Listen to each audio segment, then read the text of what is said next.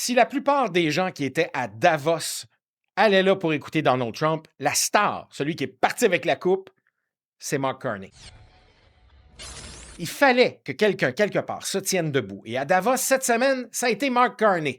Enfin, un premier ministre ou un dirigeant canadien qui en a l'étoffe a parlé avec droiture et avec conviction, celle que réclame le contexte, l'époque. Dans un monde saturé de démagogie, il a eu le courage de tracer une ligne nette entre le populisme stérile et le leadership responsable. Carney n'a pas cherché la popularité, mais la vérité. Il a dit, si on veut bâtir la prospérité de demain, il faut cesser de nous diviser aujourd'hui. Le Canada ne peut se permettre ni le populisme ni le fatalisme. Ce n'était pas un sermon technocratique, mais un appel à la raison nationale.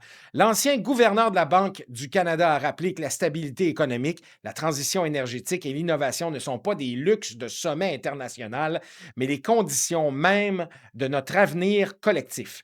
Ces mots ont trouvé un écho particulier dans une époque où les politiciens préfèrent les tweets au bilan sérieux. Pendant que Carney parlait d'écoute, de compétence et d'unité, il y a Donald Trump, lui, de son côté, qui s'est moqué du sommet de Davos en disant Davos, c'est plein de gens qui veulent vous dire comment vivre pendant qu'ils volent dans leur jet privé. Ce Mark Carney parle de compassion, mais il veut juste plus de contrôle sur votre argent et votre énergie. Pierre Poilievre, lui, fidèle à sa ligne populiste, n'a pas tardé à répliquer. Pendant que Carney fait des discours à la Davos, les Canadiens n'arrivent plus à payer leur hypothèque. Moi, je me bats pour les familles, pas pour les élites. Bon, OK, d'accord. Ce genre de phrase, ça fait des bons clips sur TikTok, mais c'est rarement de bonne politique publique. Carney, lui, ne répond pas au coup bas. Il propose un cap.